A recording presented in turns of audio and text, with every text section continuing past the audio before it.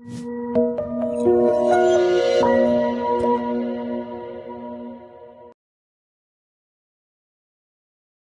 evening, everyone.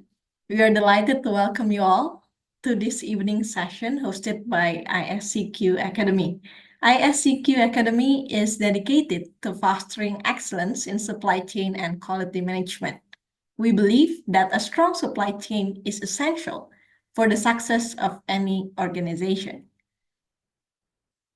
Unlike traditional academic institutions, ISCQ Academy offers non-academic certifications in supply chain and Lean Six Sigma management. We focus specifically on quality improvement and process optimization. So tonight, we have the privilege of hearing from two distinguished speakers, Assistant Professor Ali Vaezi, Ph.D., and Assistant Professor Filscha Nurprihatin, CPLM, CESC, Ph.D. candidate. Assistant Professor Ali will kick off the session with his presentation, followed by Assistant Professor Filscha.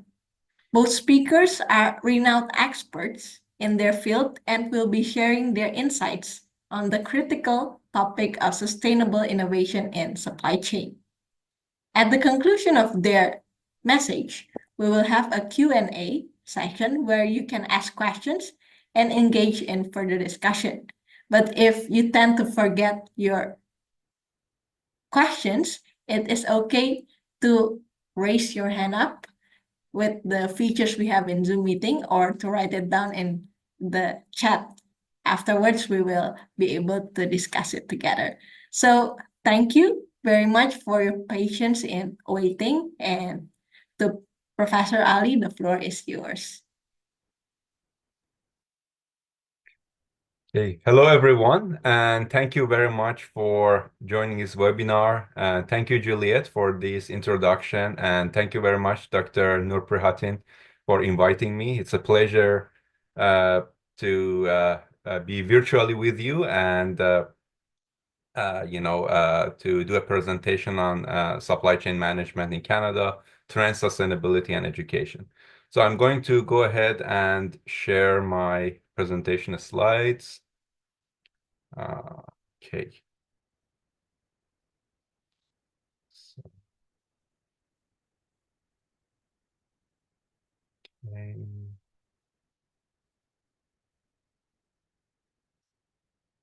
And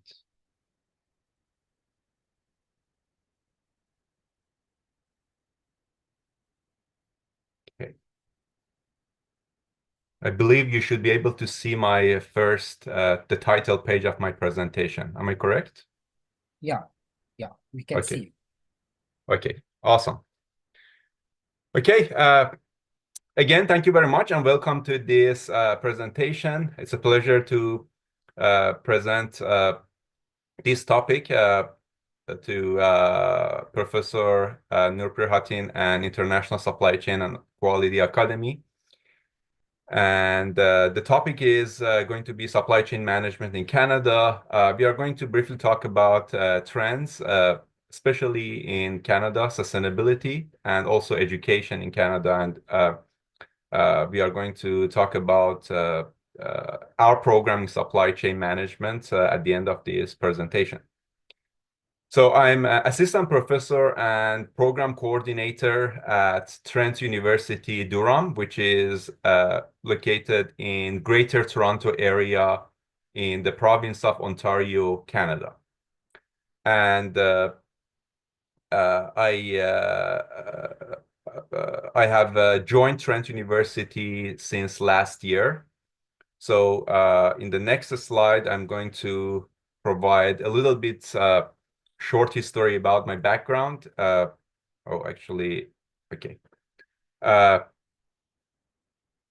I'm not sure if you can see this. Maybe. Oh, okay. Yes, you can. So actually, I'm coming from an engineering background. Did my bachelor degree in civil engineering, but then became more interested in the managerial aspects and the management side of things. So in my master degree, which I did at Polytechnic University of Milan in Italy, I focused on risk mitigation and specifically on environmental and transportation risk mitigation. And the topic of my thesis was related to developing a standard information sharing protocol to be used by critical infrastructure operators and first responders during emergencies. And during my PhD, which I did here in Canada at McMaster University, I focused on management science and operations management. And my thesis was centered around risk mitigation and management strategies for routing hazardous materials over railroad network in Canada. So, focusing on not only the cost aspect of transporting materials such as crude oil, but also on the risk aspects, because these materials could be potentially harmful to population, property, and environment. And after graduation in 2018, I joined Brock University, which is also in Canada in the Niagara region. And I taught many operations and supply chain related courses over 5 years. And last year, I joined Trent University, but I'm still an adjunct professor at Brock University as well. So I would like to start my presentation with these images.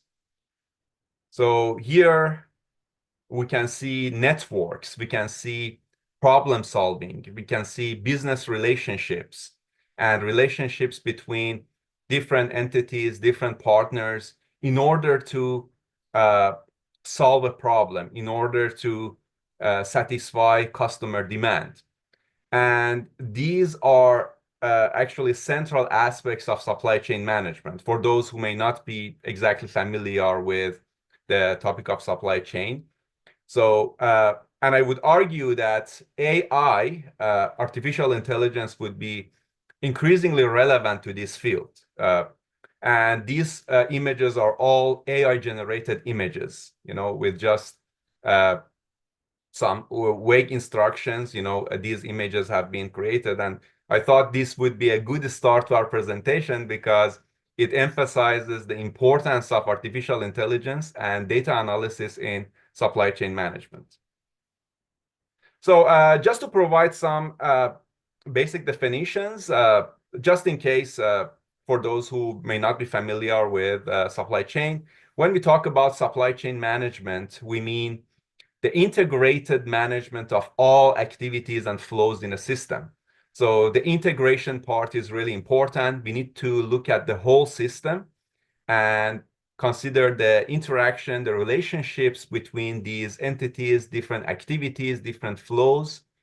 And the goal is typically to create value and ensure that the product or service is available at the right time and at the right location. Of course, there are other more details if you want to add to it, like in the right quantities, in the right quality, right? Different aspects. But the idea would be to create value and ensure that the products or services are there when customers need it. And when we talk about logistics, it's typically considered as a subset of supply chain management, which focuses on the movement and handling and storage of products between origin and distribution points. For example, when we talk about transporting, warehousing, inventory management, right? So logistics would be considered as a subset of supply chain management. Also, one might argue that actually, when we talk about supply chain, we are talking about supply networks, as we can see on this slide. So, for example, if you consider a given manufacturer, the manufacturer could work with several suppliers of, let's say, raw material suppliers or component suppliers, and several distributors or warehouses or retailers, right? So we are dealing with a network rather than chain. But of course, the commonly used term is chain, so we continue with supply chain. But we keep in mind that we are talking about networks rather than chains. And in these networks, we have flows of products, flows of information, and flows of funds or cash flows. So if you want to focus on the key players in Canadian supply chains, government agencies and regulators play a key role in setting the regulations, and this is also related to sustainability aspects, providing incentives or punishments related to sustainability aspects. Also, logistics companies, logistics providers, manufacturers, retailers, distributors. And the major sectors I can name energy. So Canada is a producer of oil and gas as well. And mining, different mines in Canada, automotive industry, so assembly plants and production plants for different auto manufacturing companies in the world, and also agriculture. So here, if you want to look at, let's say, the top 5 freight and logistics key players, we can consider DHL International and FedEx Corporation, UPS, United Parcel Service, Canada Post Corporation, which is a Canadian postal service company, and ProLater. And in terms of the geography and in terms of logistics supply chain hubs, we can say that there are a few spots in Canada that are considered hot spots. For example, Toronto, Vancouver, and Montreal. So Montreal is in the province of Quebec, is the most right, circle that you can see. And then Toronto, which is the most southern, circle that you can see. And then Vancouver in the west coast of Canada. So these are the main supply chain hubs in Canada. There are lots of, traffic related to transportation, movements of materials between different parts of Canada. And in terms of international trade, I'm not sure. Of course, I would be really interested in knowing more about the case of Indonesia or other countries in that region. But in Canada, after COVID-19, I think, of course, there was some temporary changes to international trade at that time. But when we look at graphs, we see that the upward trend has continued in the past couple of years. So there was some temporary changes and temporary blips in international trade volume, but now the trend has continued in the past couple of years. So there is an upward trend in international trade when it comes to Canada. And if we look at the merchandise exports in 2022, this was the latest statistics that I could get from, sorry, World Trade Organization. The top 5 trading partners of Canada are United States, which is by a significant margin. United States is the top trading partner of Canada in terms of trade volume and trade value. But other than that, there are European Union, China, United Kingdom, and Japan. And when we look at merchandise imports, so the products that Canada import to the country, 4 of the countries remain the same. So US, China, of course, one of them is European Commission, Japan, but United Kingdom is replaced by Mexico. So there are lots of products that we import from Mexico. So some Canadian supply chain challenges are listed here: geographic vastness and infrastructure issues. So, for example, we can look at this graph that it was part of my research on crude oil transportation in Canada by rail. And what I noticed, for example, given the data that we had, was that around 94% of crude oil production happened in the Western Canada or Western provinces of Canada, like province of British Columbia, Alberta, and Saskatchewan. On the other hand, the 66% of refining capacity in terms of refineries, in order to actually refine the oil into different products, were located in the eastern provinces and Atlantic provinces. So eastern provinces like Ontario and Quebec, and Atlantic provinces like Nova Scotia or New Brunswick. So of course, this requires a transportation of crude oil by different means in order to transport these. And given the pipeline constraints that we have faced in Canada, because the pipelines have been operating at capacity during the past few years, so the railroads have emerged as another alternative to transport crude oil. And in this figure, we can see the red stars actually show the oil fields or oil sands regions in Canada, and the hollow circles show the refineries, Canadian refineries. So we see this need for transportation of, for example, one commodity like crude oil in Canada, potentially over long distances, because these typically need to come from Western provinces to the east part of the country. So this is one of the challenges. And of course, if there are infrastructure issues like pipeline infrastructure, which is not enough. And then railroads, usually, railroad is not very connected in Canada. So it's like a linear railroad network. And of course, in order to make it more connected, more infrastructure investment is required.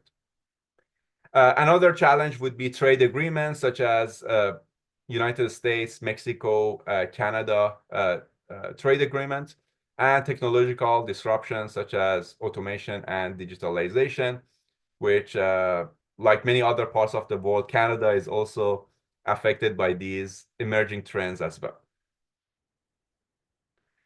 So recent trends in Canadian supply chain management, I would argue that we can look at the Association for Supply Chain Management. And of course, I would also be interested in learning what you think, about the supply chain management trends, let's say in Indonesia, Southeast Asia, and also at the global scale. So I would say this is the ranking that is, I think it was published in the last year by Association for Supply Chain Management. And we can see the rankings here. On the top, we can see digital supply chain, big data and analytics, and artificial intelligence. So you can see the relevance and importance of these new technologies, these new trends in supply chain management. But of course, there are some other aspects such as supply chain investment, visibility across the supply chain, disruption and risk management, agility and resilience, cybersecurity, green and circular supply chain, so sustainability aspects, and we are going to talk about that in more details shortly, and geopolitical and deglobalization of supply chains. So also something that is new in 2024, because of the recent trends. So we can say that in Canada also all of these trends are relevant. I would say maybe more, if you want to be more specific, we can mention the e-commerce boom. So the rise of e-commerce, and after COVID-19 pandemic, the e-commerce has grown significantly in Canada. Reshoring and nearshoring post-pandemic, again, like some companies who have taken production back to Canada, or they are diversifying their supplier strategies, and the rise of third-party logistics providers. So talking about sustainability, there are different classifications when it comes to sustainability. For example, some sources mention 3 pillars for sustainability, including economic, environmental, and social sustainability. And the idea would be to look at all these 3 components and try to maintain sustainable businesses and societies. So one aspect would be related to risk reduction and improving the financial performance of the supply chain and the firm. But of course, there are environmental aspects, and governments and regulators could be really helpful in terms of encouraging and putting policies in order to encourage sustainable practices, and attracting customers that value sustainability and social sustainability aspects. So socially responsible operations such as ethical sourcing, and paying attention to ethical practices. And in some other sources, there are different classification. For example, we have environment, social. Regardless of the classification, we need to consider sustainability when it comes to different aspects, not only environmental, but also socially responsible aspects. And of course, the businesses need to be sustainable. Of course, if for-profit sector, if they want to remain in business, they need to be financially profitable as well. So when it comes to Canada supply chain goals, we can think about different trends. For example, decarbonization and emission reduction. So Canada aims to significantly reduce greenhouse gas emissions across the supply chains, and targeting net zero carbon emission by 2050. And also circular economy transition. Canada is pushing for a shift toward the circular economy. So the focus is on reducing waste, reusing materials, and creating sustainable business models that prioritize long-term environmental impact over short-term gains. And then we have resilient and ethical supply chains. So Canada in general promotes the development of supply chain practices that are not only environmentally sustainable, but also socially responsible. So this includes ethical sourcing, as mentioned before, fair labor practices, and of course, risk minimization and mitigation is also important. So when we talk about sustainability, we also need to consider the risks involved and the goal of mitigating and managing the risks involved in supply chain operations.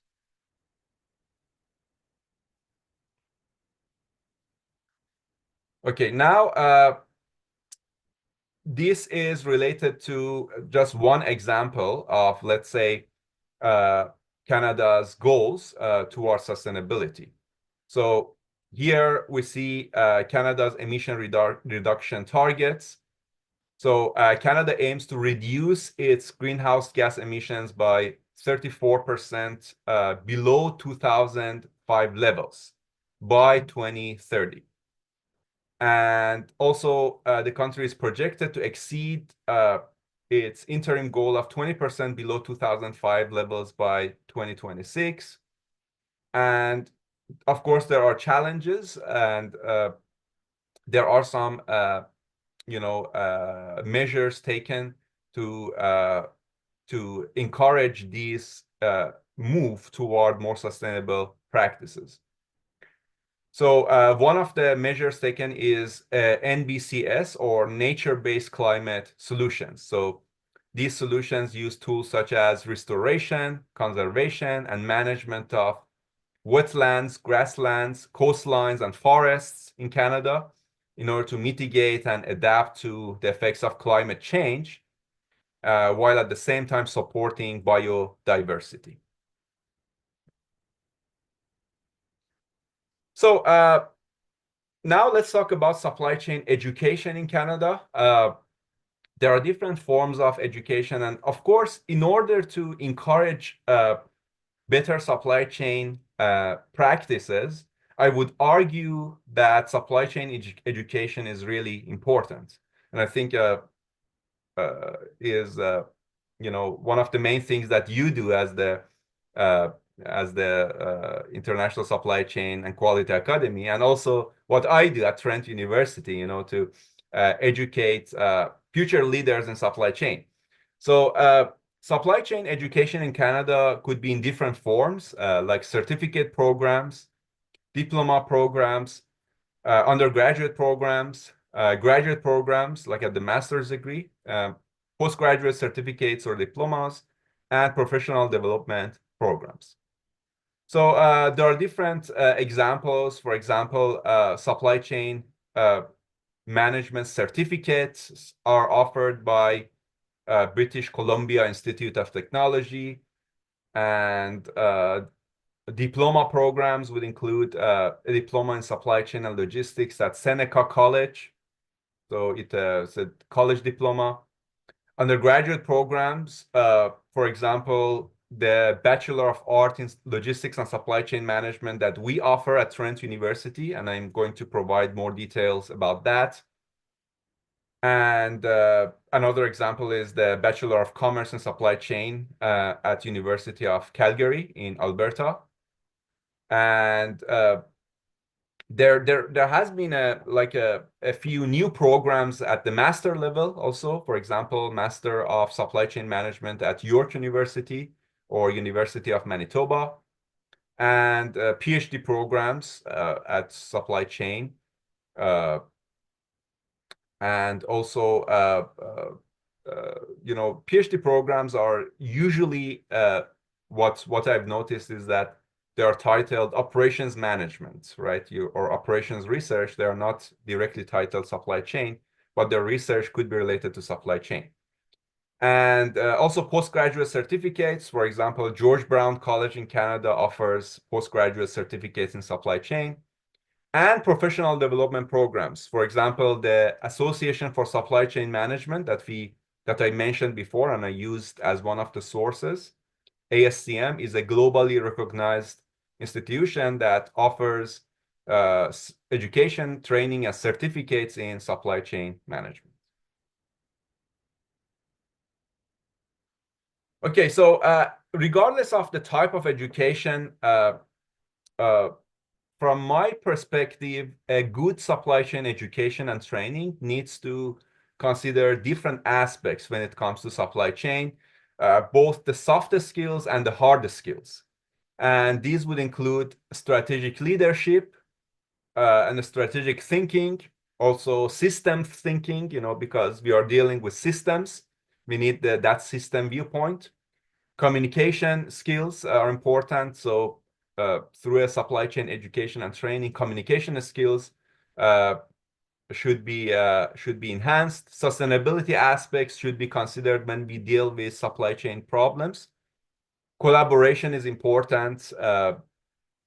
Teamwork, because in real world, typically, people and departments and companies work as teams. And also, critical thinking is important in order to see different aspects of a given problem. Data analysis is an important aspect, just to be able to clean data, organize data, and analyze data in order to provide some insights. And this is really important in terms of forecasting future trends and then adapting to it and taking measures in order to respond to those changes. So yes, data analysis, risk reduction aspects and risk mitigation aspects, IT applications and technologies that could transform the different aspects of supply chain practices, and of course, problem solving. And there are career opportunities in almost every sector. So students who would like to work in supply chain, or those professionals who have changed careers and want to work in supply chain, they can find jobs in different sectors. This could be as supply chain managers, logistics consultants, transportation manager, sometimes even a business analyst, job postings could actually be related to supply chain, but they may be titled a general thing like business analyst. So regarding our specific program, just to provide some more information about our program, and of course, Professor Nurprihatin can share my contact information, and you can always connect with me if you have any questions about our programs. So our program is multidisciplinary in nature and the way it should be, because supply chain is multidisciplinary. It involves different disciplines. And in the first year, for example, our students take financial accounting, digital world, to learn about different aspects of the digital world, internet, working with different tools, and introduction to information systems, microeconomics and macroeconomics, mathematics for economics and management, operations for supply chain, and also some elective courses that they can take. Basically, students take courses from our core set of courses in supply chain, also some courses from computer science, some courses from economics and math, and some courses from business administration. So I think it's a good combination of all these courses. And the courses that I'm teaching, just to briefly go over these procurement principles. So this would include, the buying practices in supply chain and, for example, selecting suppliers, evaluating suppliers. Also, I teach transportation and logistics management, different modes of transportation, different, advantages, disadvantages, analyzing transportation models and transportation systems. Supply chain analytics, which is related to applying descriptive, predictive, and prescriptive analytics to supply chain systems in order to make better decisions in supply chains. And international logistics and trade, talking about different complexities and challenges and solutions for international trade. For example, when it comes to currency exchanges, different risks, insurance aspects, and so on. And just something about the supply chain salaries, again, I would be interested to know more about the case of Indonesia or Southeast Asia, but in Canada, supply chain salaries have increased, and we can see here that supply chain compensation is strong in Canada, and the median base salary is 81,000 Canadian dollars, and the total compensation is around 87,000 Canadian dollars. So this is, again, source is Association for Supply Chain Management.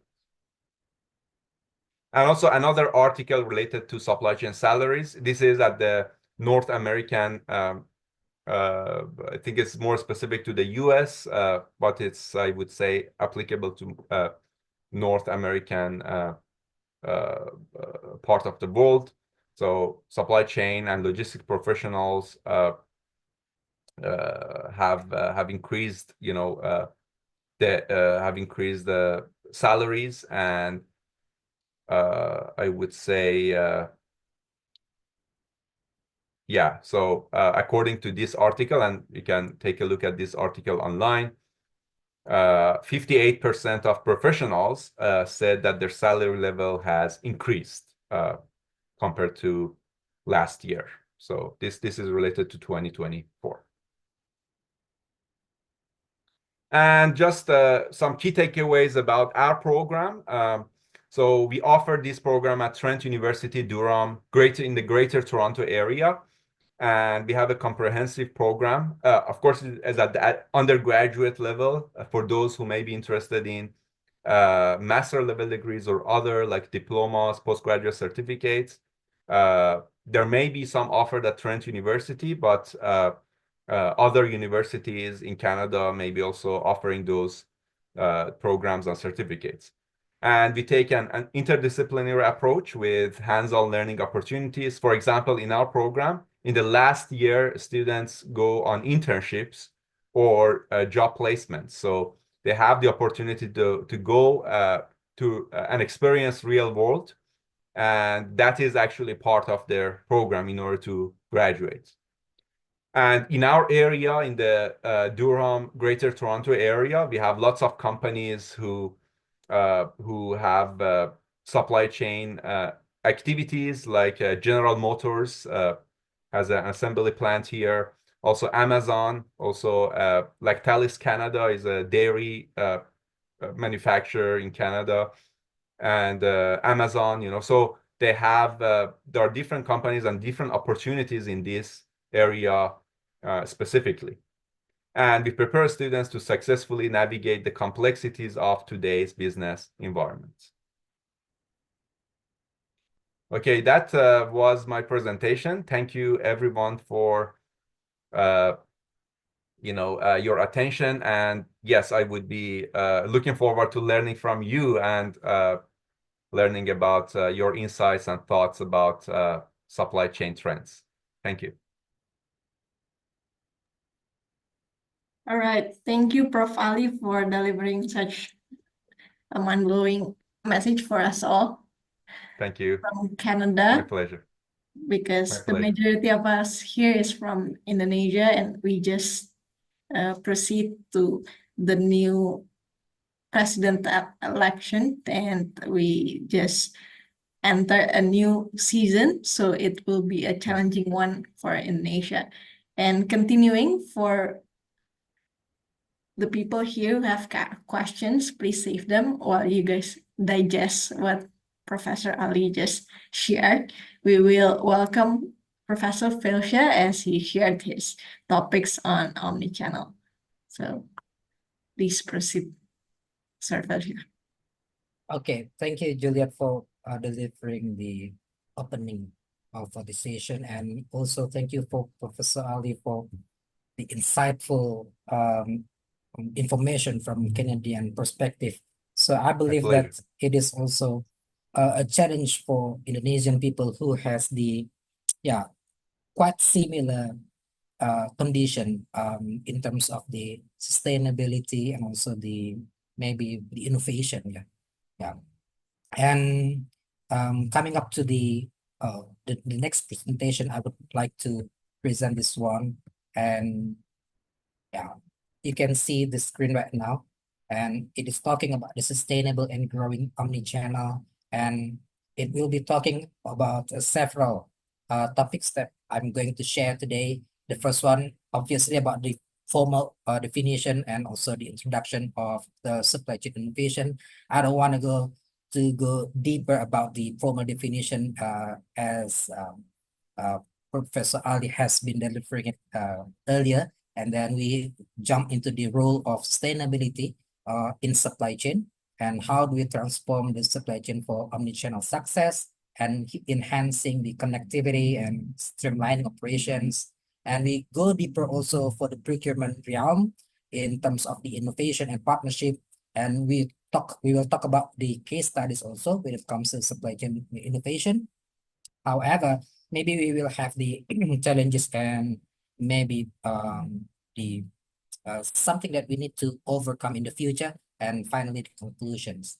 So jumping into the first one, I would like to bring you into the introduction to supply chain innovation, where it is very important in highlighting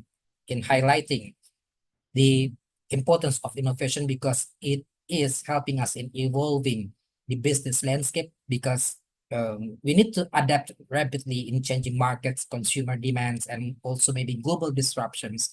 Nowadays, we can see from the research papers, from the real world condition, and we are shifting from the global connection to the local connection, because we have seen the effect or the impact from the COVID-19 outbreak. So it will be becoming the global disruptions if we have the strong too strong connection in the global connectivity. So some countries have been developing their own strategies in order to maintaining the local connections. And also the agility is the main reason for ensuring the supply chain in order to maintain the flexibility, the efficiency, and also the resiliency to the changes.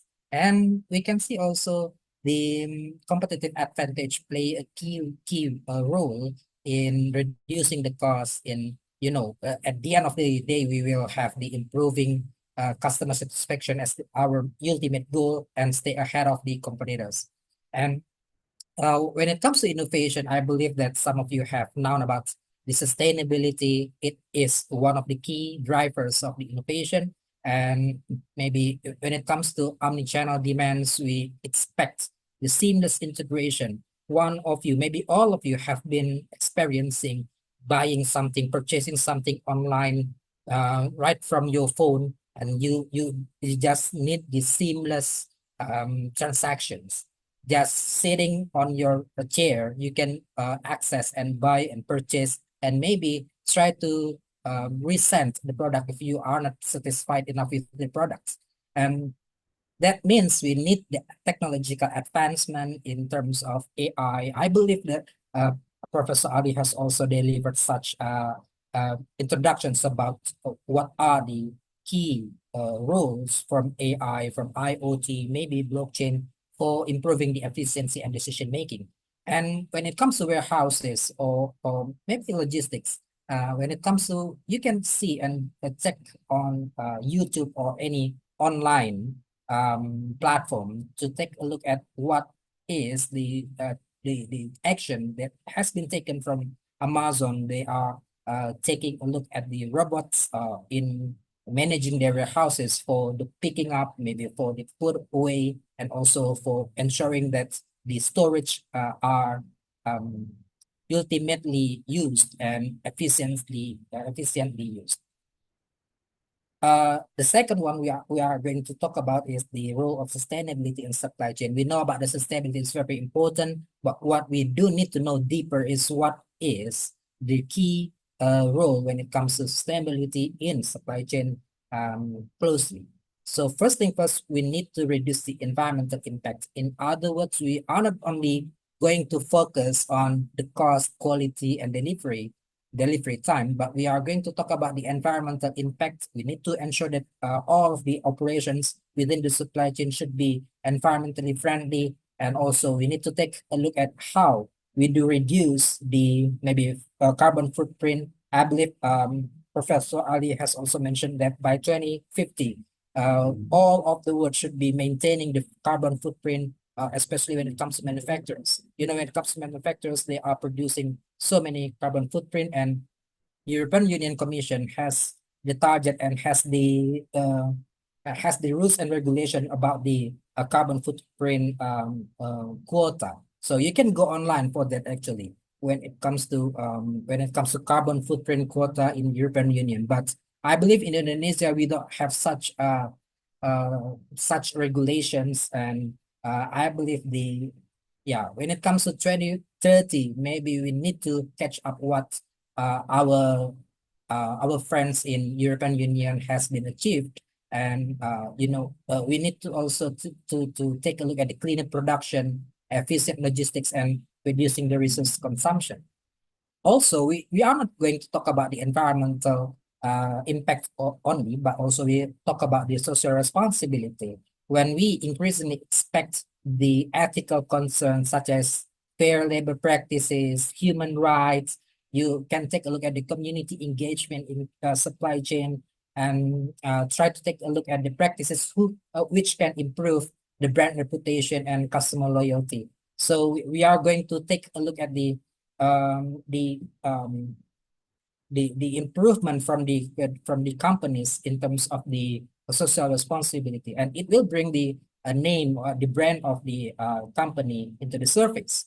And the last one, we are going to take a look at the long-term business viability, well, by reducing the dependency on finite resources. Oil. and maybe gas and oil are the well-known or finite resources. So we need to take a look at how do we need to reduce the dependency on those resources. And with the government rules and regulation, we expect that every country, and we can expect that every government can push for more environmentally responsible operations, because it is only talking about the geographical responsibility, but also the world as a whole. We are not going to take a look at environmental as the one country issues, but also one world issues. And we can see the sustainability through the cost savings, energy efficiency, waste reduction, and material reuse will be one of the key points in the near future.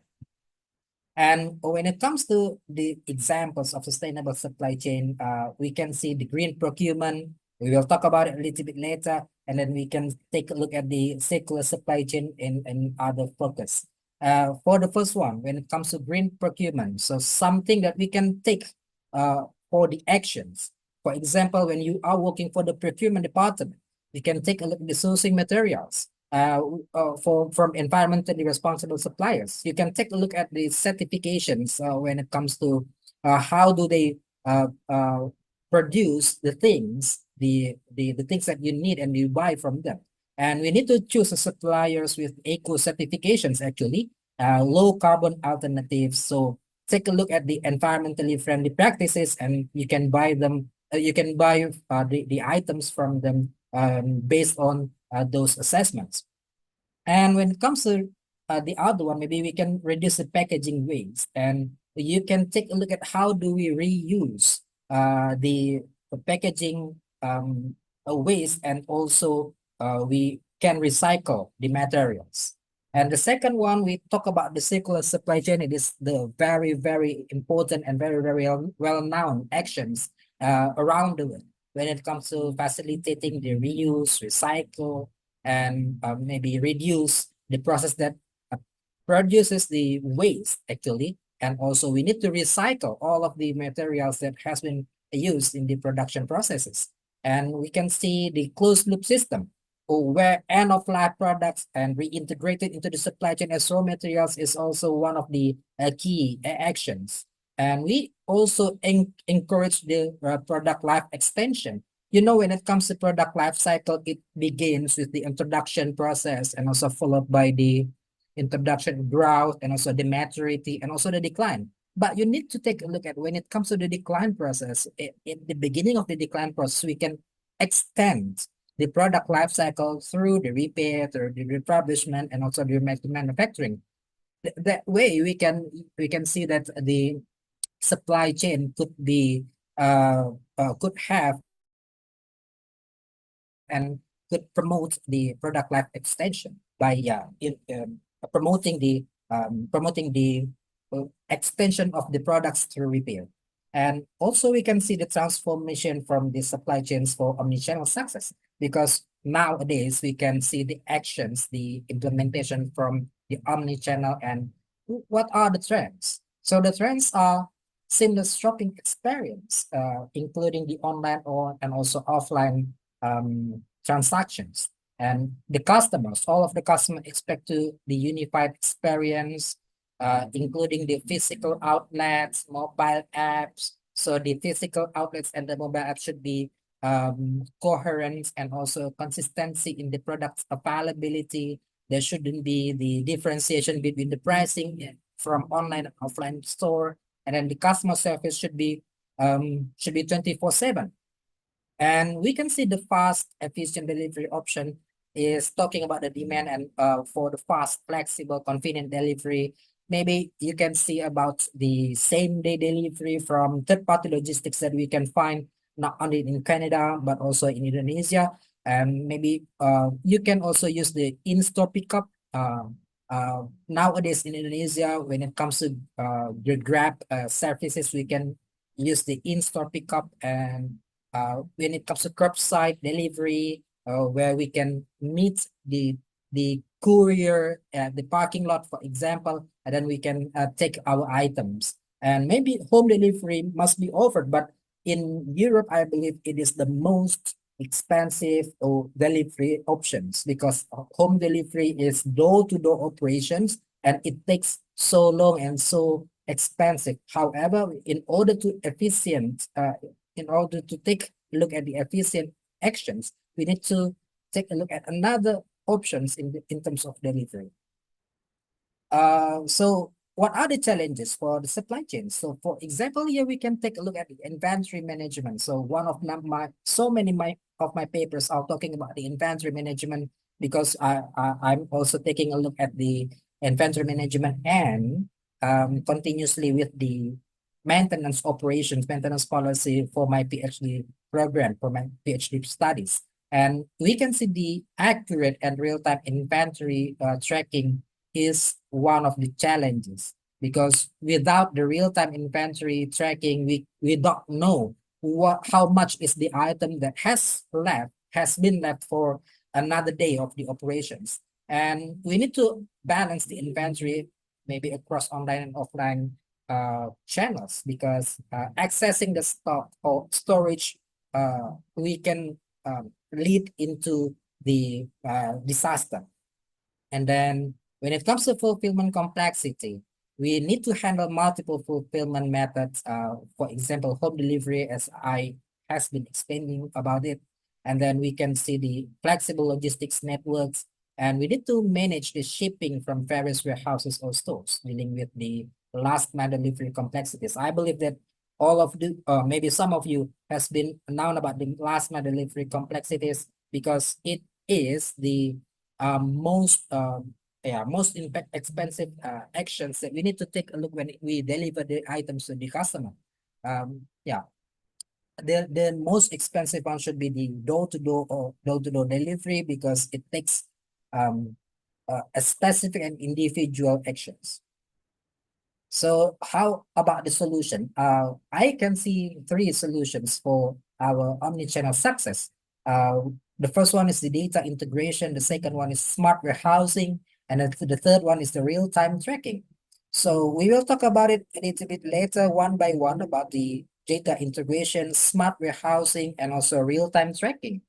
So for the first one, for example, data integration, we need to integrate the data across the sales and inventory channels.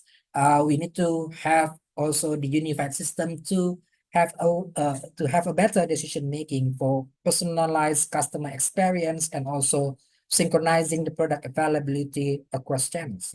For smart warehousing, Amazon gives us the great example in implementing key file system. You can go online for that, or maybe take a look at on YouTube, and you need to type key file system on Amazon. So they are using robots in putting away the items, storage the items, and so picking up the items.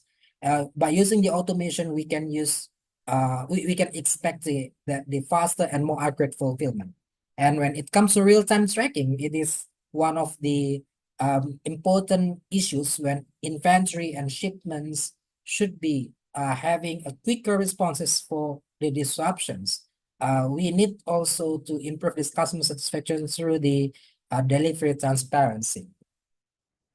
How do we talk about the connectivity in terms of the supply chain? We can take a look at the supply and partner integration. I will be delivering the slides about the case studies about the partner and integrations, and it is going to minimize the lead times. You know, the lead time is the time when you put the order until you receive the order. So that is called the lead time.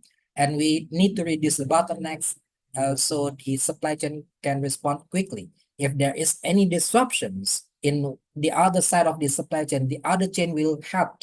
Maybe the western part has the disruption, the eastern part will quickly respond. And then the digital platform is also enabling us in the real-time communication and data sharing. It means we are going to forecast our demand. We are going to decide something, what type of the truck that we need to deploy in a specific day. That should be based on the real-time communication data and data sharing. We are not hiding any information because we are not competing from between the companies, but we are competing with the within the supply chain, and then we are competing with other supply chains. That's why we are trying to improve our performance.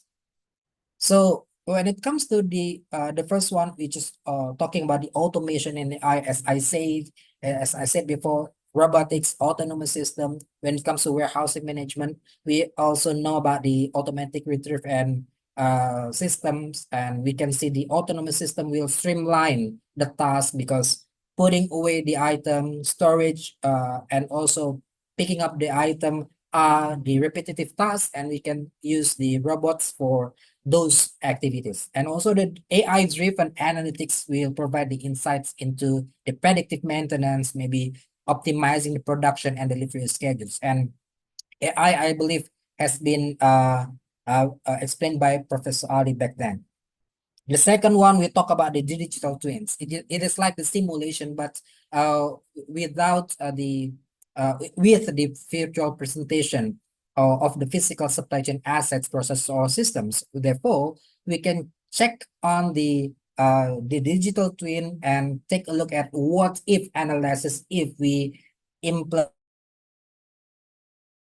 something over there without disrupting the physical one. So it is like just like the simulation, and then it allows the business to experiment with scenarios in a risk-free, because we don't have to interrupt any real time and real world. The procurement. When it comes to procurement, we need to take a look at the innovation. The innovation that I am emphasizing here is the strategic sourcing and also the supply relationship management. So when it comes to the strategic sourcing, for example, here we are not only evaluating the supplier just on the price, but we are evaluating the supplier based on innovation capabilities and also the ethical practices and maybe long-term partnership potentials. You know, when it comes to Toyota and Bridgestone, the tire company, and they have been providing the tire for Toyota and so many years. Toyota has been appointing Bridgestone as the supplier of the year, and it is because of the consequences and the practical applications of long-term partnership. And the second one, we need to also take a look at the supplier relationship management, where we need to ensure a better collaboration, risk mitigation, and also maybe consistent quality. You need to share with your supplier what are the quality that you need to take. So this is my lower bound. So you need to maybe fulfill that lower bound. So it will be maybe taking a look at the flexibility, maybe faster response, maybe because you are constructing a long-term partnership and long-term relationships. So we need to take a look also the AI and blockchain, because AI can enhances the procurement by automating supply selection. As I said before, the supplier selection is not only based on the cost itself, but also we can take a look what are the innovation, how about the environmentally friendly techniques that you are using, and maybe how about the transparency and the traceability in the procurement process. So we can trust the system, we can trust the AI, and also we can let the AI will help us in deciding something. But you need to make sure that the decision itself not based on the AI solely. You need to use your maybe the intuition, and also try to take a look at AI as your validation techniques. And the collaboration between partnerships, moving from transactional to collaborative suppliers relationships, because we are not going to construct the short-term relationships because it is not transactional. Short-term relationship is transactional, and long-term relationship is maybe taking a look at so many aspects that we need to consider. So we need to join the innovation for the improvements. Several case studies that we are going to deliver today is from Unilever. Actually, Unilever is constantly implementing the sustainable sourcing of raw materials. It is also implementing the reduced packaging waste. Maybe you can see also the impact of those actions impacted in achieved significant reduction in greenhouse gas emission across their supply chain. You know, when it comes to European Union Commission stated that by 2050 you need to reduce your carbon footprint quota. They are using the carbon footprint quota to reduce the gas emission by 2050. And also the other one, we take a look at the IKEA. It is focusing on building a circular supply chain and also reducing the resource consumption. How do they do that? So they do that through designing the product that can be recycled. You can go to IKEA and take a look. Is it the recycled products? Is it the repair products, or is it the reused products? So some of their products are recycled. So you can take a look and think about, oh, this is the great innovation where the great products comes from the recycled one or the repaired one. And they also emphasize on the sourcing for by the renewable and sustainable materials. The last one, we are talking about the Patagonia. It is emphasizing on the recycled materials and ensuring fair labor practices. As I said before, when it comes to what are the examples of the transformation in supply chains. And also they maintain the high transparency regarding the environmental impacts. So this is very important and very crucial for everybody in the world, because we are not only taking like the cost, delivery, and also the other one. Well, the other one that we need to emphasize is the environmental impact. So we are taking a look at the case study at Walmart. So Walmart addresses the investment in advanced technology such as real-time inventory tracking and automated warehouses. As I said before, it has been also used by the Amazon. And Walmart is also optimizing the last mile delivery network. So fulfillment centers, and also they are also implementing the in-store pickup just to ensure that all of the environmental measures has been reduced. And also the Walmart achieved the faster deliveries, better inventory management. They can also reduce the logistics cost. So in terms of Toyota, we can have the success stories from Toyota where Toyota can create the resilient supply chain that prioritize continuous improvement and innovation. And we can see it is through the Toyota production system. For those who hasn't known about the Toyota production system, it is the philosophy that as Professor Ali mentioned earlier, it is the philosophy that mentioned about the time, the quality, and also the correct quantity, the correct quality. So we can have the well-rounded great features from Toyota production system in aligning and streamlining the production processes. When it comes to the partnership between P&G and Givaudan, and we can see the collaboration and co-innovation where they combine their research and development capabilities. So two different companies, and they combine their capabilities in terms of the research and development, and they reduce the cost of research and development just to make sure that the sustainable fragrance technologies is there. So it is not only taking the experience and expertise from P&G only, but also taking a look at the Givaudan experience and expertise.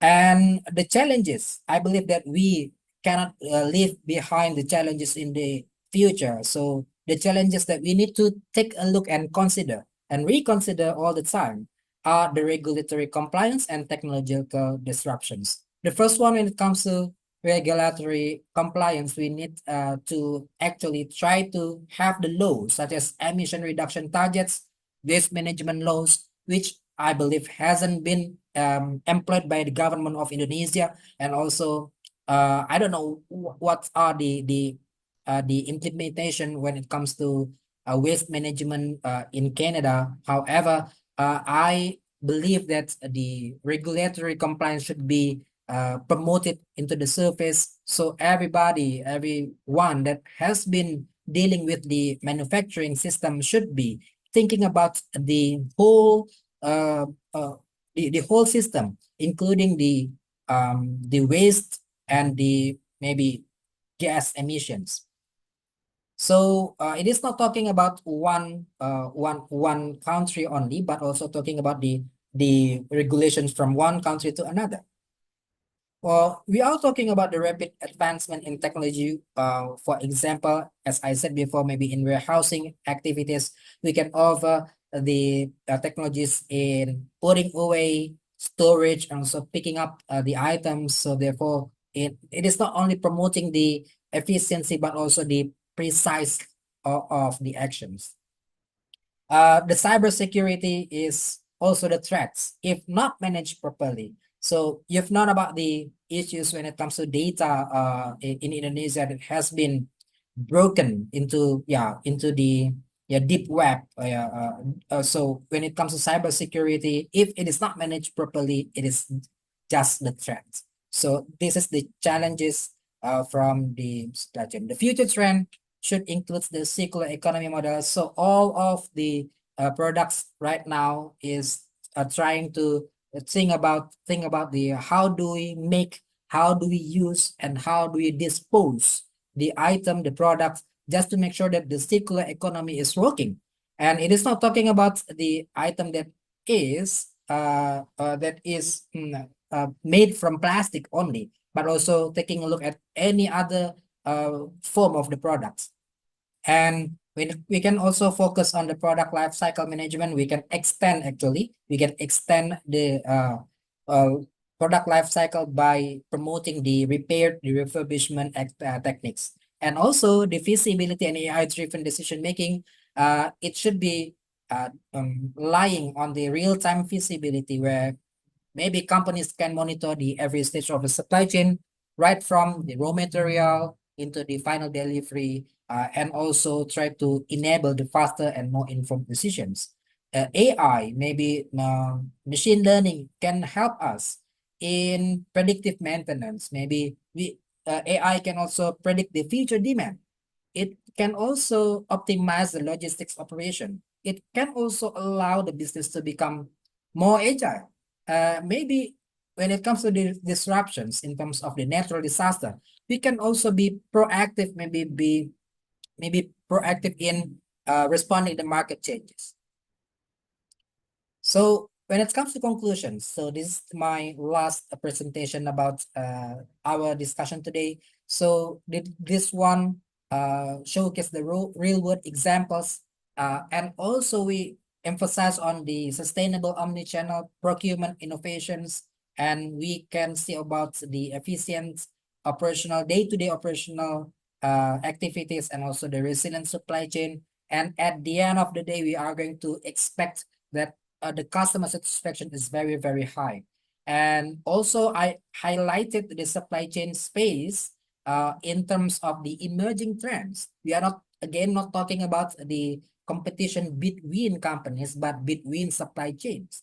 The competition between supply chains will help the business to stay resilient. And one of the requirement that we need to emphasize is the data feasibility. Without data feasibility, real-time data feasibility, we don't know what happened in the every stage of the supply chain. By knowing the what happened in the every stage of the supply chain, we can actually respond to the event quickly, especially when it comes to disruptions. So that's all for today. I believe that the resilient supply chain, and also the discussions about the omnichannel, and how about the success stories, and how do we need to predict the future demand, the future the applications of the AI in predictions, maintenance, predicting maintenance, or predicting the demand will help us in the future. In no time, I believe that we are experiencing the local network will be enhanced rather than enhancing the global network. But it depends on our future implementations of the Omnichannel. I believe that's all for my presentation, and I'm happy to answer the questions if you wanna have the questions. Thank you, Juliet. All right, thank you, Sir Filscha, on the thorough explanation on the topic of sustainable and growing omnichannel. Well, we have now reached the part for the Q&A portion. This is your opportunity to engage directly with our speakers, Professor Ali and Sir Filscha. And in the comment section, there's a lot waiting. Well, I'll start for Professor Very Ali good first, questions. if Yeah. I may. So for Professor Ali, there are questions from multiple people, with each people containing multiple questions. So I believe they're like very engaged with the topic that you brought. So first, we'll do it for each question and then you answer, so we don't get confused with the multiple questions. So if I may, Rifa asks, were there Canadian companies affected during the COVID-19 outbreak, including those dealing with supply chain and logistics? And how did those companies they revive post-pandemic? So you might answer that question. Yeah, sure. Yeah. I checked the the chat box, and there are very good questions. Yeah, this is also a very good question. Thank you, Rifa.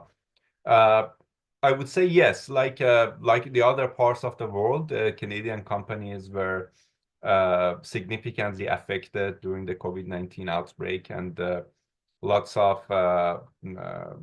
small businesses were significantly affected.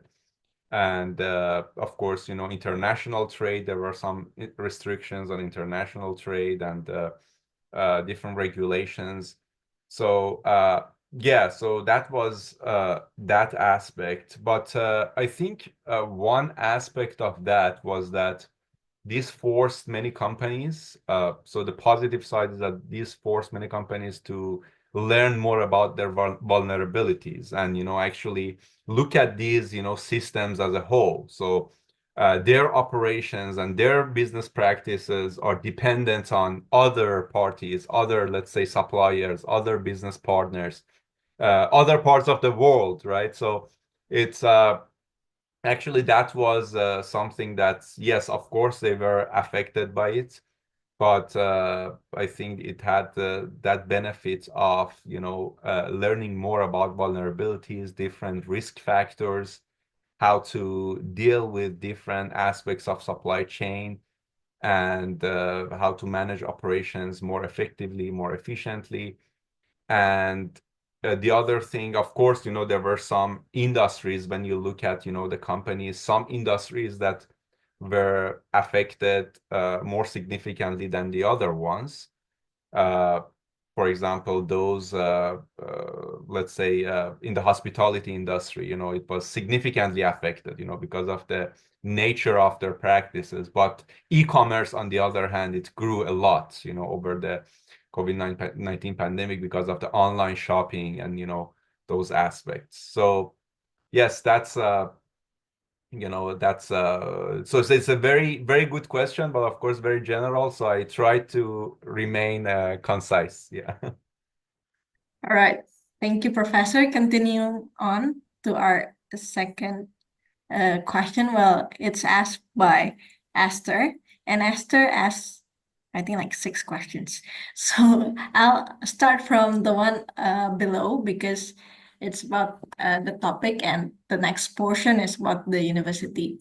So Esther asked, in the slide you mentioned for skills and opportunities necessary for working in the supply chain area. However, I have noticed that many job postings also require technical skills such as ERP and SAP.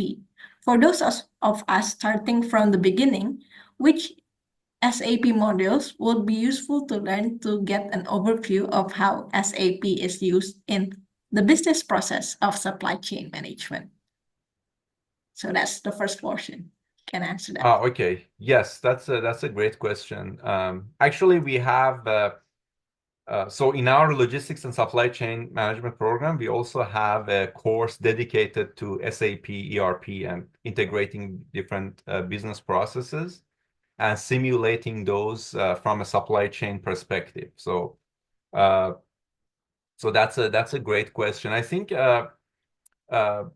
yes. So in those cases, of course, different job postings may require different software skills. So I think so there is not opportunity to learn everything, right? So I would say that and at the same time I would say that's even though there may be some software requirements there, they sometimes the companies may also provide some training. But in the specific case of SAP, and maybe Dr. Nurprihatin can provide more insight, but in the case of SAP, this is very well known, the German company which has customers worldwide, big companies using these modules and different systems in order to integrate their business processes.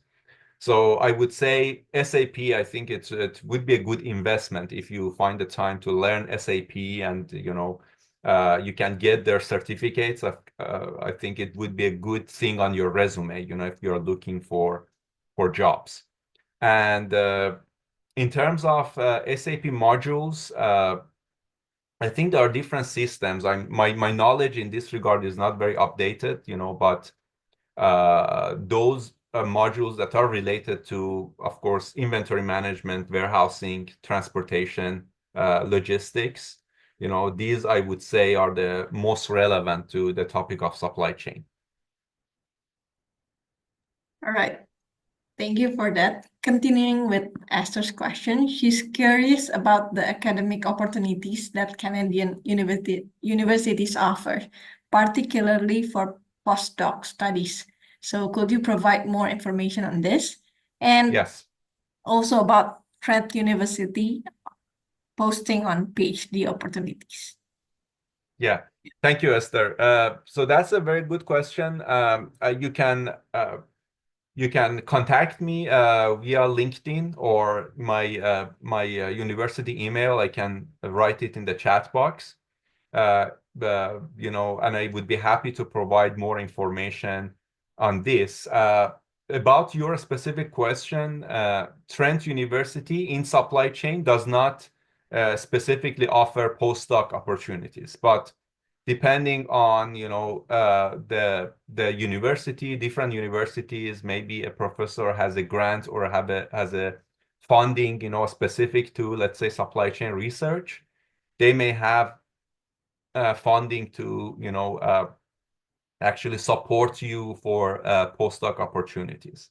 So it really depends on the university and on the professor. You can contact the different professors.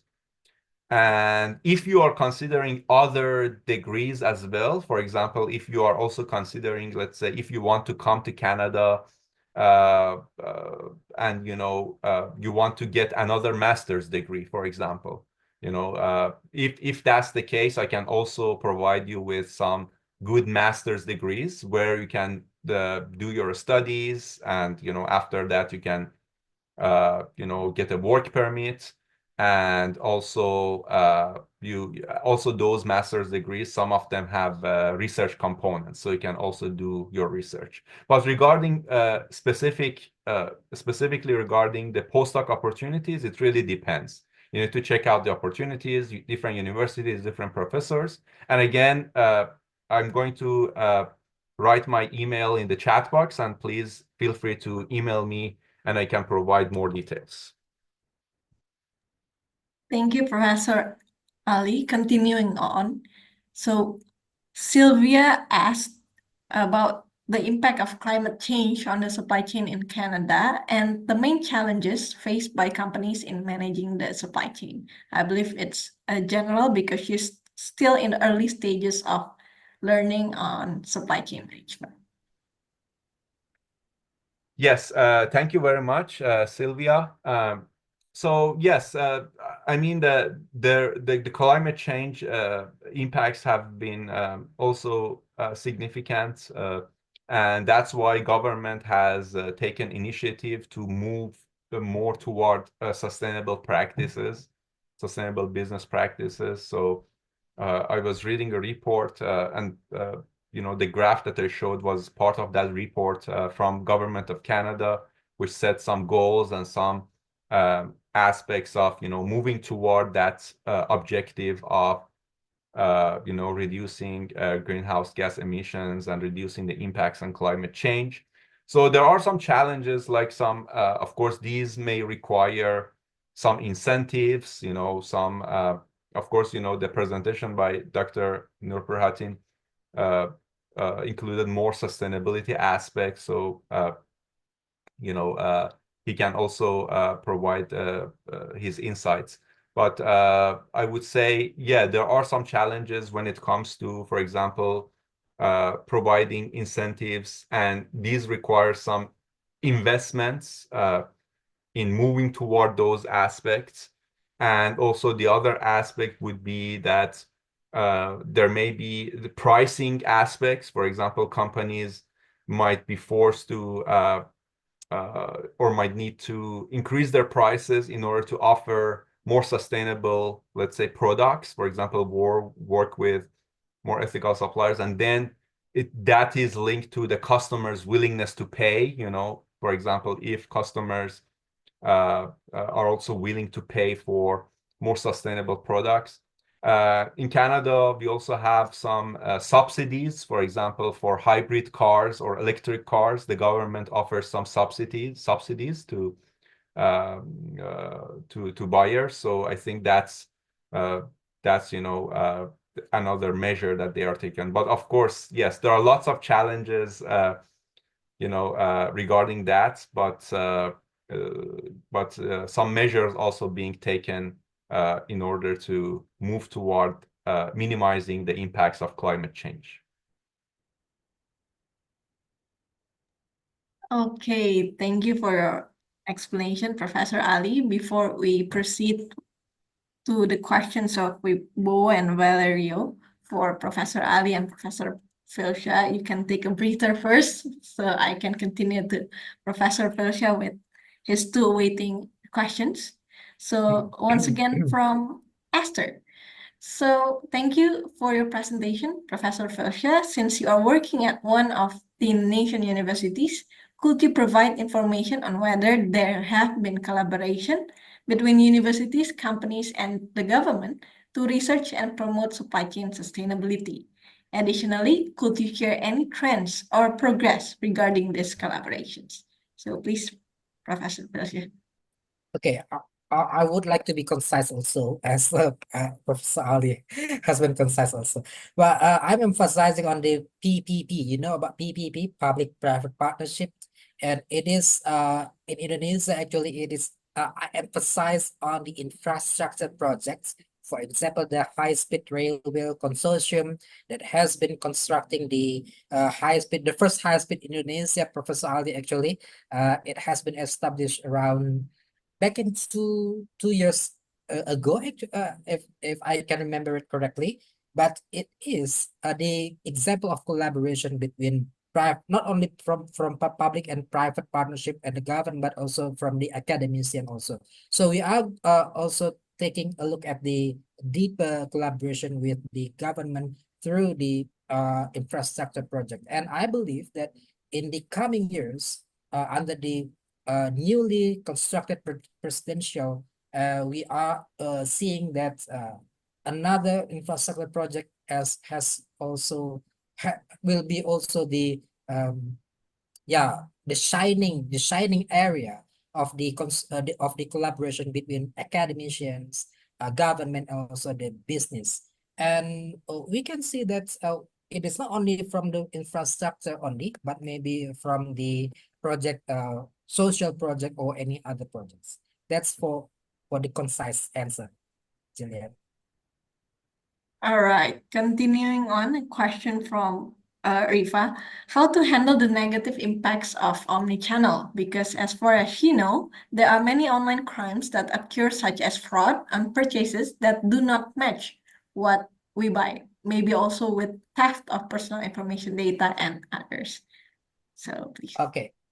So the most important thing in that question, I believe that's a very, very good questions. And the most important thing in that question is the security threat, cyber security threat. So that's why I did emphasize on the cyber security threat, and we as the consumer has or should be having the awareness also in sharing our personal data. So we don't need to sharing our personal data without reasonable request. So only under the reasonable request, we can provide our personal data. Without the reasonable request, we don't need to share our personal data. Therefore, we are not only relying on the, we are not only blaming on the condition, but we can blame ourselves in sharing our personal data without reasonable request. So that's the important point, I believe. All right, thank you, Prof. Filscha. So with our two final questions, it's from Valerio and Wibowo. I'll start from Wibowo. So either of you can answer the questions. Well, Wibowo asked how to waste management how companies in Canada handle waste management. It's a broad question, so you can answer it. I think this is specified for Professor Ali because it's companies in Canada. Maybe Yeah, Sir Filscha can answer for companies in Indonesia. yeah, Sure. yeah. So we can, Sure. describe Yeah, what. just a brief, because I mean, my expertise is not, in the waste management aspects, but as far as I know, there are measures in terms of like lots of products that lots of actually waste go to landfill, unfortunately, and there are consequences associated with that. But on the other hand, we see like when it comes to the garbage collection and waste collection, there are different categories. For example, different separate gatherings of, let's say, the cardboards and papers, and then the plastics and other recyclables, and of course the compost materials. So that's, I think, as far as I know, but yeah, these companies work with the governments, usually local governments. For example, in our region is the Durham region, which organizes and work with these waste management companies in order to collect the waste and recycle them, reuse them, or just put them in the landfill. Yeah. Okay, thank you, Professor Ali. Professor Filscha, would you like to add on about the situation in Indonesia? Yeah. I bet it's far away from Canada, right? Yeah, thank you for the questions. So that reminds me about my projects back in 2020 about the municipal waste vehicle routing problem. So it is specifically digging deeper about the vehicle routing problem and taking a look at what is the best way in collecting the waste in a specific region. In that case, it is from Eastern Jakarta problem. And I believe that is the local research, but it could be globally impacted maybe the world, because by using those model, we have been promoting the how do we collect the waste through the vehicle routing problem effectively. And taking a look at the broader area of discussion, we can use the simple things. For example, reduce, reuse, and recycle products of maybe the cardboards or any plastics or any packaging materials. But in doing so, we expect that we can have the livable cities in the future. That's it. Okay. Thank you, Prof. Filscha. So to sum up our Q&A portion is the last question by Valerio. can be answered by both Prof. Ali and Prof. Filscha. So how can companies integrate emerging technologies like robotics and automation into their supply chains without displacing the workforce? More importantly, what strategies can be employed to upskill employees for new and better roles in an increasingly automated environment? Can I go first for this one so Professor Ali can have the wrap up? Of Uh, Yeah, course. please go ahead. Okay. I will let Professor Ali to close this session. So I will have a short answer for the question from Tyler. Thank you for the great question. So my answer will be train and retain. Train and retain. Remember, train and retain. So I do mean that you need to train people, upskill the people, but don't forget after you train the people, you need to retain, make them happy. So don't leave them without any inconvenience environment. So my short answer will be train and retain. That's all. And thank you, Valerio. Thank you, Prof. Filscha. Prof. Ali, if you may.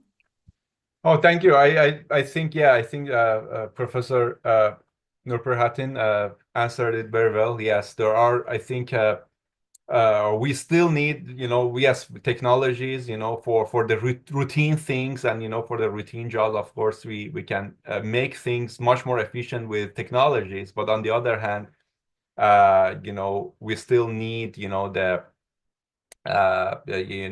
human thinking and critical thinking, and that's why there are some skills that actually are much needed in the especially in supply chain, and that's why in any good supply chain education those skills should be also included, like thinking, like system view thinking, strategic thinking, critical thinking skills, and so on. But a great question. Thank you.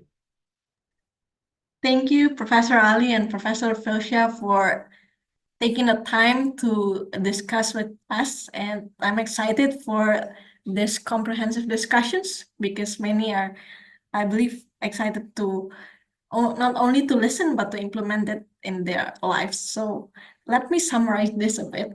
From the explanations that we have heard regarding sustainable innovation and supply chain, we can obtain various conclusions as follows.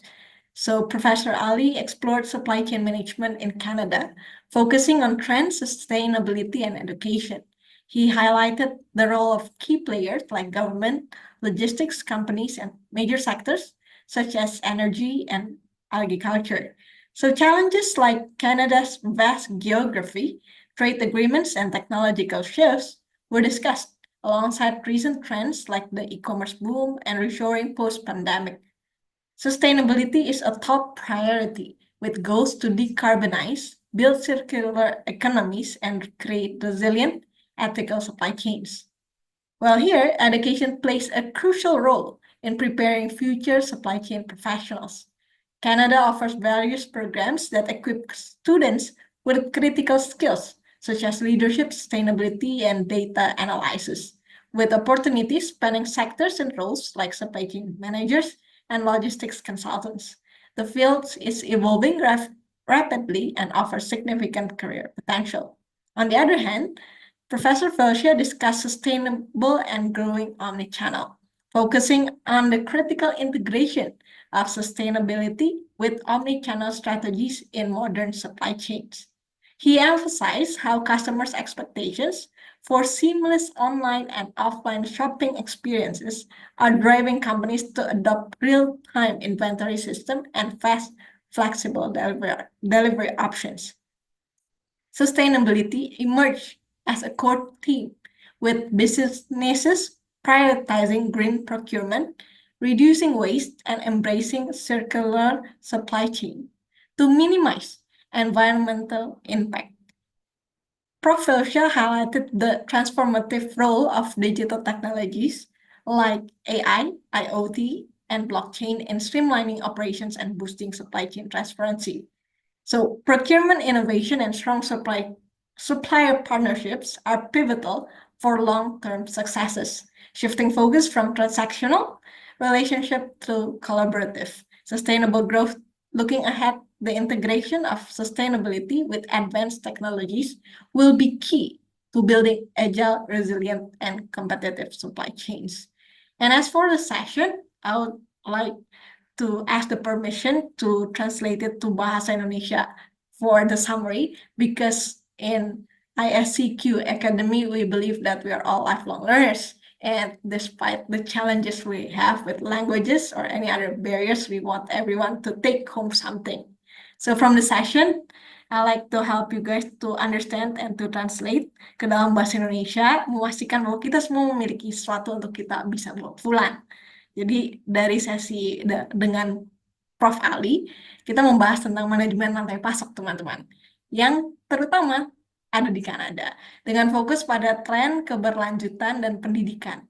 Profesor Ali menyoroti peran pelaku utama seperti pemerintah, perusahaan logistik, dan sektor-sektor utama seperti energi dan pertanian. Tantangan seperti geografi Kanada yang luas, perjanjian perdagangan, dan pergeseran teknologi dibahas.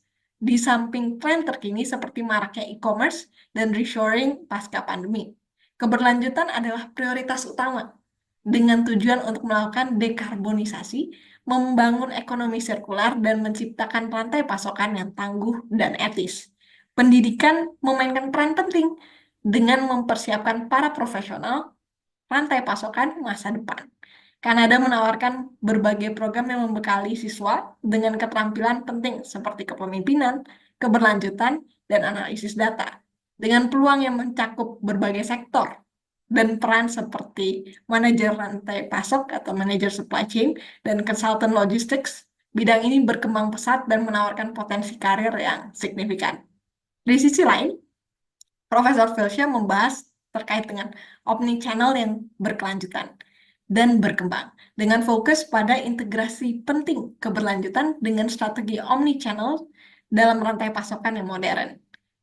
Profesor Filscha menekankan bagaimana ekspektasi pelanggan akan pengalaman belanja online dan offline yang lancar mendorong perusahaan untuk mengadopsi sistem inventaris waktu nyata dan opsi pengiriman yang cepat dan fleksibel. Keberlanjutan muncul sebagai tema inti, dengan bisnis memprioritaskan pengadaan ramah lingkungan, mengurangi limbah, dan merangkul rantai pasokan sirkular untuk meminimalkan dampak lingkungan. Prof. Filscha menyoroti peran transformasi teknologi digital seperti AI, IoT, dan blockchain, dan merampingkan operasi dan meningkatkan transparansi rantai pasokan. Inovasi pengadaan atau procurement innovation dan kemitraan pemasok yang kuat sangat penting untuk keberhasilan jangka panjang, mengalihkan fokus dari hubungan transaksional ke pertumbuhan kolaboratif dan berkelanjutan ke depannya. Integrasi keberlanjutan dan teknologi canggih akan menjadi kunci untuk membangun rantai pasokan yang tangkas, tangguh, dan kompetitif. So thank you for the opportunity that we have to learn from Prof. Ali and Prof. Filscha. I believe all of you guys here will understand much, both in English and in Indonesia. We will be more than happy to provide you with the materials if you guys request it, because from what we learned today, we are very inspired, and not only stopping and being an inspiration, but we can do something for our country as well. So after this, I would like to share the feedback form, and you guys can fill it out right now or keep the link, because from that link, we will be able to give out the e-certificates as well. Okay, before we conclude this evening session, I would like to extend my sincere gratitude on behalf of ISCQ Academy to our esteemed speakers, Professor Ali and Professor Filscha. We are very delighted for the insightful presentations and the valuable contributions. And I would like to say thank you to all the audience for your active participations and thoughtful questions. Your engagement has made this session truly enriching. Okay, thank you for your time and your contribution. We are more than happy to have you guys here with us. For further information on ISCQ Academy, you guys can see on our Instagram or our website in iscqa.org. and we're glad to have you here. Thank you very much. Once again, thank you, Professor Ali and Professor Filscha. Thank you very much, everyone. Thank was a you, pleasure. Professor Ali, for being here. Thank you. Yeah, it was a pleasure. Thank you. Thank you all. Bye. Thank you very much. Thank you. Assalamualaikum. Thank you. Waalaikumsalam warahmatullahi